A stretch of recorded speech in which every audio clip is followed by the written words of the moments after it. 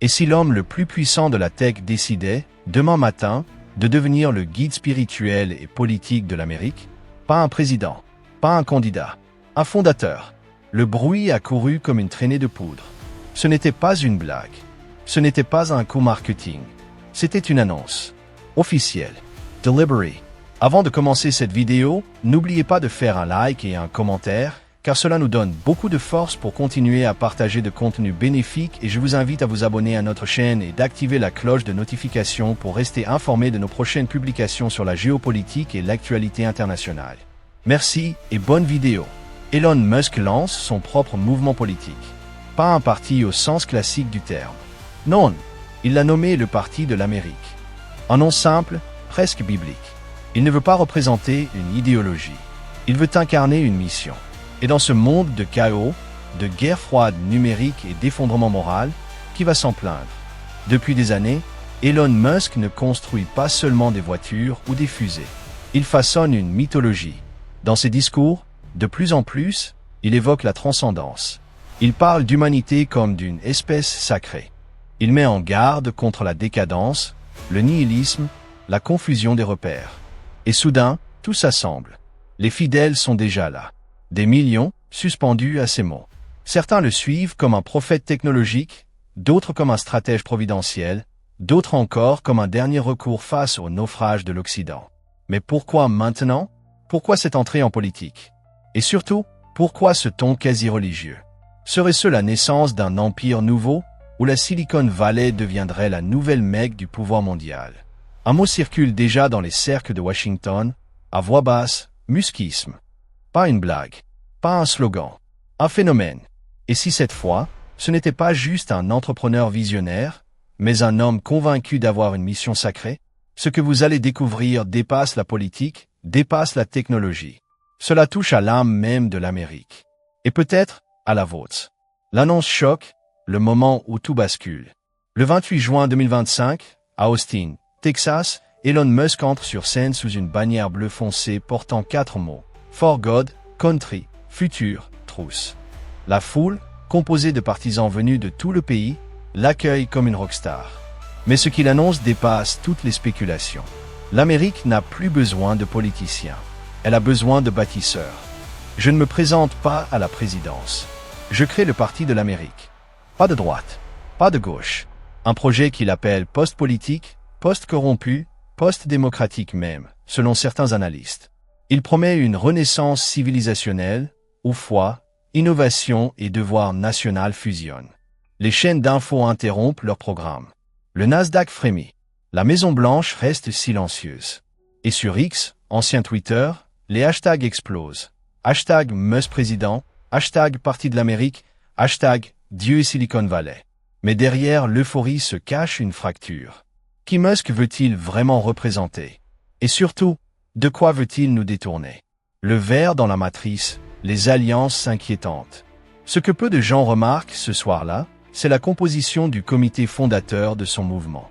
On y trouve d'anciens militaires de Space Force, des figures néoconservatrices, des investisseurs crypto-libertariens, mais aussi des prédicateurs évangéliques ultra-conservateurs. Et surtout, 2 anciens responsables du DARPA. L'agence du Pentagone chargée du développement des technologies militaires les plus avancées. Alors Musk est-il un visionnaire solitaire ou l'élu d'un système parallèle qui cherche à créer une Amérique technospirituelle, entièrement reconfigurée? Ce Parti de l'Amérique n'est pas un simple mouvement politique, c'est un prototype de société. Autosuffisance énergétique, transhumanism control, surveillance douce. Un cocktail inquiétant qui mélange culte du progrès et nostalgie biblique. Dans ses discours récents, Musk répète souvent une phrase. Nous devons sauver ce que Dieu nous a donné. Mais de quel Dieu parle-t-il? Celui de la Bible ou celui des machines? La révélation messianique. Musk, entre prophète et stratège. Il ne s'en cache plus. Musk ne se voit plus comme un simple PDG, mais comme un passeur d'humanité. Dans une interview donnée à un média chrétien américain, il déclare « Je crois que l'homme doit se reconnecter à sa mission cosmique. Je crois en une transcendance. Je crois en Dieu. Je crois que la technologie n'est pas un danger si elle est utilisée avec foi. » Cette phrase fait le tour du monde. Certains y voient un tournant spirituel sincère. d'autres une stratégie de conquête identitaire. Mais le plus déroutant, c'est l'accueil de ces propos par une partie des religieux aux États-Unis. Ils y voient un nouveau Moïse. Un homme prêt à conduire l'Amérique hors du désert du relativisme, de l'immigration massive, du chaos woke. Ses followers parlent de Révélation 2.0. Il est vu comme celui qui parle à Dieu par le code. Il propose une vision du monde où chaque algorithme peut avoir une intention divine, où l'intelligence artificielle peut devenir un outil de purification morale.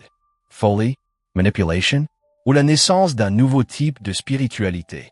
L'Amérique spirituelle en crise, un vide que Musk exploite. Depuis des décennies, les États-Unis ont perdu leur ancrage spirituel. Les églises se vident. Les jeunes ne croient plus en rien. Le matérialisme a tout avalé. Dans ce désert, Musk n'apparaît pas comme un technocrate, mais comme un mystique de l'ère numérique. Il parle de salut, de responsabilité morale, de famille forte, de foi restaurée. Mais son projet pose une question vertigineuse. Et si le futur de l'Amérique n'était plus dans les mains de prêtres ou de présidents, mais dans celle d'un ingénieur milliardaire qui prétend vouloir sauver nos âmes, le peuple cherche un sens. Et Musk le leur offre, packagé avec Starlink, Tesla et des citations de l'Apocalypse. Ce vide, il ne le comble pas. Il l'organise. Il le met en scène. Et face à une société désorientée, le culte de Musk devient refuge. Mais un refuge peut-il devenir une prison? Le dernier voile, un empire sous masque spirituel. Ce que le grand public ne voit pas encore, c'est le réseau que Musk a patiemment tissé. Satellites, données, neuro-interfaces, drones, monnaie privée. Il contrôle déjà l'infrastructure de la parole, du transport, et bientôt, de la pensée. Son parti, ce n'est peut-être que la vitrine légitime d'un empire invisible. Le parti de l'Amérique pourrait devenir, à terme, une religion d'État 3.0, où chaque citoyen connecté est à la fois fidèle, utilisateur et soldat. Des analystes chinois parlent de Musk comme d'un empereur invisible. D'anciens généraux américains parlent en coulisses de dictature douce. Mais les foules, elles, chantent déjà son nom. La question n'est plus « va-t-il réussir ?» La question est « et si c'était déjà fait ?» Événement marquant, l'annonce de Musk et les premières réactions. Le décor est millimétré. Une scène circulaire, des drapeaux américains modifiés avec un éclair stylisé, et en fond sonore, une version orchestrale de Also sprach Zarathustra. Austin, Texas, le 28 juin 2025. Une date qui pourrait entrer dans les livres d'histoire. Elon Musk money sur scène. Pas en costume, en blouson noir et jean. Micro sans fil. Le public retient son souffle. Il sait que quelque chose se prépare, mais personne n'imagine jusqu'où il va aller. Puis vient la phrase. Calme, tranchant, délivré comme une prophétie. Ce pays n'a plus besoin de parti politique. Il a besoin d'un nouveau départ. J'annonce aujourd'hui la création du Parti de l'Amérique. Les mots résonnent comme un coup de tonnerre. Le choc est immédiat. L'auditoire se lève, hurle, pleure. Certains tombent à genoux. Une femme crie. C'est notre Moïse numérique. Musk n'appelle pas à voter. Il appelle à reconstruire la civilisation. Il ne parle pas d'économie, ni même de technologie. Il parle de vérité, de mission, de transcendance. Il affirme que l'Amérique a été détournée de son essence et qu'il est temps de la restaurer en accord avec le dessein divin du progrès. Les médias, d'abord figés, explosent. CNN coupe ses programmes, Fox News titre en bandeau rouge. Elon Musk fonde un mouvement révolutionnaire. Sur X, ancien Twitter, les hashtags déferlent, hashtag Parti de l'Amérique, hashtag Musk Messia, dit Civilisation 2.0. Mais au-delà des écrans et des réseaux, dans les sphères du pouvoir, l'onde de choc est bien plus violente. À Washington, certains membres du Congrès parlent en privé d'insurrection douce. Dans les think tanks, les analystes cherchent un précédent historique. Certains évoquent Jules César. D'autres, Steve Jobs croisé avec Savonarola. Dans les églises, les prêcheurs hésitent. Est-ce un élu, un faux prophète, un manipulateur de l'âme? Mais pour les millions de jeunes désenchantés, pour les familles écrasées par le vide moral et l'hypermodernité, Musk vient de faire plus qu'un discours. Il vient de tracer une nouvelle voie. Et une question flotte désormais dans l'air américain, lourde comme un nuage d'orage. Et si ce n'était pas de la politique, mais une révélation? Élément dérangeant, ces liens ambigus avec les élites, la tech et l'armée. Derrière les lumières de la scène, derrière le charisme de Musk et l'euphorie populaire, un autre récit se dessine. Un récit beaucoup plus trouble. Un récit tissé dans l'ombre, entre Silicon Valley, Pentagone et cercles financiers invisibles au grand public. Officiellement, le Parti de l'Amérique se veut indépendant des lobbies, libre des anciens carcans idéologiques. Mais en creusant à peine, les visages familiers réapparaissent. Parmi les premiers soutiens, Peter Thiel, milliardaire libertarien et cofondateur de Palantir, une entreprise spécialisée dans le renseignement algorithmique. Gwynne Shotwell, ex-présidente de SpaceX, aujourd'hui chargée de structurer la logistique civile et de sécurité du mouvement. Plusieurs anciens stratèges du DARPA, l'agence militaire responsable de la robotique autonome et des premiers projets d'IA de combat. Mais ce n'est pas tout. Depuis 2023, Musk a multiplié les contrats avec le département de la Défense. Starlink est devenu le réseau de communication préféré de l'US Army. Tesla Défense, une branche confidentielle de son empire, développe des véhicules militaires autonomes. Neuralink travaille sur des interfaces cerveau-machine à usage médical, mais aussi tactique. Alors quand Musk parle de protéger la vérité ou de garder l'Amérique éveillée, certains analystes entendent une autre langue. Celle des opérations psychologiques. Celle du soft power algorithmique. Qui contrôle la parole? Qui contrôle les flux d'attention? Et surtout, qui contrôle les données de vos émotions? Plus troublant encore, un document interne du mouvement, récupéré par un lanceur d'alerte, fait mention d'une phase 2 après la création du parti. Synchronisation entre citoyens, plateformes et entités partenaires pour assurer la cohérence morale du réseau. Un langage glacial, presque transhumaniste, où la morale devient programmable. Mais tout cela, Musk ne le nie pas. Il sourit, simplement, lorsqu'un journaliste lui demande si son mouvement est lié à l'armée ou à l'élite technologique. Vous croyez encore à la séparation entre les secteurs? Moi je crois à la convergence.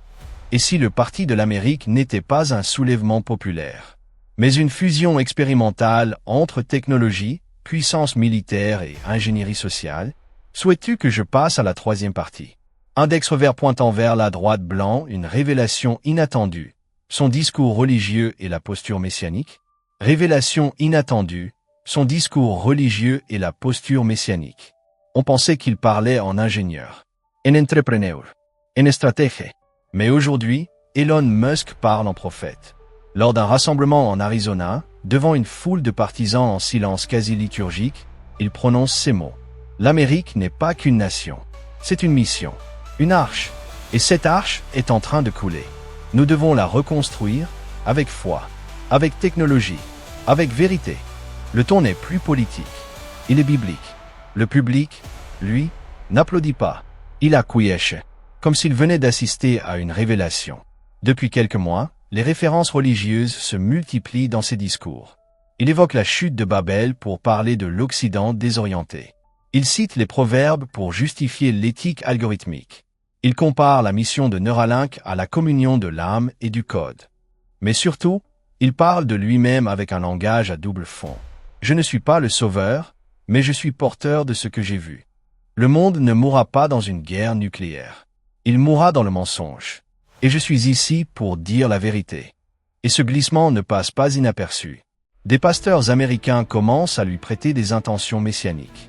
Certains l'associent même à la figure du roi cyborg prophétisé dans certaines sectes chrétiennes ultra-technologistes qui mélangent évangile et singularité technologique. Dans les vidéos de ces meetings, on voit des fidèles pleurer, poser la main sur l'écran, prier avec les yeux fermés. Des jeunes convertis à la foi du progrès tatouent son visage, son nom, ses phrases. Il devient plus qu'un leader, il devient icône. Mais jusqu'où cette posture peut-elle aller? Peut-on se dire instrument de Dieu tout en contrôlant des satellites militaires, des intelligences artificielles et des interfaces neuronales? À quel moment le message spirituel devient-il outil de domination? Certains y voient un réveil moral, d'autres un piège absolu, le retour du mythe religieux maquillé en science-fiction. Car ce qu'Elon Musk propose, ce n'est pas seulement un programme. C'est une vision du monde totalisante où le salut ne vient plus de l'au-delà, mais d'un homme, ici, maintenant convaincu d'être le lien entre la machine, le ciel et l'homme. Analyse profonde, ce que cela révèle du vide spirituel de l'Amérique. Regardons l'Amérique, pas celle des buildings, des films ou des guerres, mais celle des familles éclatées, des églises vides, Des ados perdus dans les écrans. Un peuple immense, mais vidé de l'intérieur. Depuis des décennies, le pays qui s'était bâti sur une forme de foi, en Dieu, en la vérité, en l'effort, est devenu un champ de ruines spirituelles. Les jeunes ne croient plus en rien. Les anciens ne comprennent plus rien. Le progrès a tout remplacé, la morale, la transcendance, la communauté. Et à force de ne plus croire en Dieu, certains finissent par croire en des hommes. Dans ce désert, Elon Musk surgit comme une oasis. Il parle avec confiance. I'll trace and vision. Il offre un langage simple, sauver, reconstruire, connecter. Il utilise des mots que les politiciens ont abandonnés. Vérité, famille, honneur, mission, Dieu. Et les gens le suivent. Parce que l'Amérique ne vote plus seulement avec ses idées. Elle cherche un refuge. Mais ce refuge est-il réel? Ou n'est-il qu'un mirage façonné par l'intelligence artificielle, les algorithmes d'émotion et une mise en scène savamment codée? La plus grande faiblesse de l'Occident aujourd'hui, ce n'est pas le chômage, ni la dette, ni même les conflits internes. C'est ce vide spirituel que plus rien ne comble. La religion est devenue spectacle. La politique est devenue gestion. La science est devenue dogme. Et dans ce grand effondrement des repères, Musk arrive avec une promesse unique. Réenchanter le monde avec la technologie et la foi. Mais peut-on ressusciter l'âme d'un pays avec des fusées, des implants et des slogans bibliques? Peut-on remplacer la transcendance par le Wi-Fi céleste de Starlink? Ce n'est pas Elon Musk qui a changé. C'est nous. C'est notre vide collectif, notre besoin de guide, notre peur du chaos, qui lui ont ouvert un trône.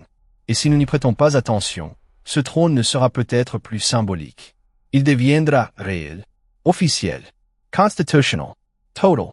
Tension finale, le danger d'un homme à la fois prophète, ingénieur et stratège politique. Un prophète inspire, un ingénieur construit, un stratège conquiert. Mais lorsqu'un seul homme incarne ces trois figures, l'équilibre du monde tremble. Elon Musk n'est plus un entrepreneur. Il n'est plus un personnage public. Il est devenu une structure de pouvoir à lui seul. Il détient les réseaux de communication mondiale via Starlink. Il possède l'avenir énergétique de plusieurs pays avec Tesla. Il contrôle des données cérébrales avec Neuralink. Il façonne les mobilités militaires via SpaceX. Et maintenant, il fonde une idéologie. Aucun chef d'État, aucun dirigeant de l'ONU, aucun pape, aucun imam, aucun général n'a autant de leviers entre ses mains. Mais ce n'est pas la domination technique qui inquiète. C'est la convergence spirituelle. Car Musk ne propose pas simplement des outils, il propose une vision du monde alternative. Une vision où le progrès est sacré, où la vérité est codée, où l'âme humaine peut être améliorée, où Dieu devient un concept compatible avec les puces et les plateformes. Et voici la tension ultime. Que faire quand l'homme qui vous promet le salut contrôle déjà le ciel, la pensée, le vote et l'espoir? Les empires du passé étaient faits de terre, de trônes, d'épées. Celui-ci est fait de serveurs, de récits, de connexions neuronales. Des stratèges parlent des empires invisibles. Des théologiens évoquent l'avènement d'une figure pseudo-messianique. Des géopoliticiens, eux, commencent à tirer les sonnettes d'alarme. Nous n'avons pas un candidat politique. Nous avons une plateforme vivante, capable d'unifier la foi, la data, la guerre et la paix sous une seule bannière. Et cette bannière, c'est le Parti de l'Amérique. Mais derrière ce nom, que voit-on vraiment? Un rêve? Un piège? Ou un système global de contrôle éthique et émotionnel, sans résistance possible? Le 21e siècle ne sera peut-être pas celui de la démocratie technologique. Il sera peut-être celui de la théocratie algorithmique. Et son architecte en chef vient peut-être déjà d'en prononcer la première prière. Conclusion impactante, l'heure du réveil spirituel. Un jour viendra où les civilisations ne s'effondreront pas sous les bombes, mais sous le poids de leur propre oubli. Oubli de Dieu, oubli du sens, oubli de l'humilité. Elon Musk n'est pas le problème. Il est le symptôme, le reflet d'une époque prête à confier son destin, non pas à un tyran, mais à un sauveur fabriqué par son propre vide. Car quand les peuples n'ont plus de boussole, ils se prosternent devant n'importe quel astre, même si cet astre est artificiel. Ce que Musk construit, ce n'est pas simplement un parti. C'est une nouvelle religion sans transcendance. Un sanctuaire numérique, où le code remplace le cœur, et où la foi devient programmable. Et la question n'est plus de savoir s'il faut l'aimer ou le haïr. La vraie question, la seule, la brûlante. Pourquoi avons-nous laissé le silence de l'âme durer si longtemps? Qu'un homme a cru devoir la remplacer? Ce siècle sera celui des réveils, ou des soumissions, et celui qui ne cultive pas son esprit, celui qui ne nourrit pas sa foi, sera avalé par ceux qui lui promettent l'éternité en abonnement mensuel. Warning Revelatory. Pas contre Musk, mais contre l'idée qu'un homme, quel qu'il soit, puisse se tenir entre toi et ton Créateur. Index vert pointant vers la droite blanc, n'hésitez pas à laisser votre avis en commentaire, à liker si vous avez appris quelque chose, et à vous abonner pour d'autres enquêtes géopolitiques et technologiques.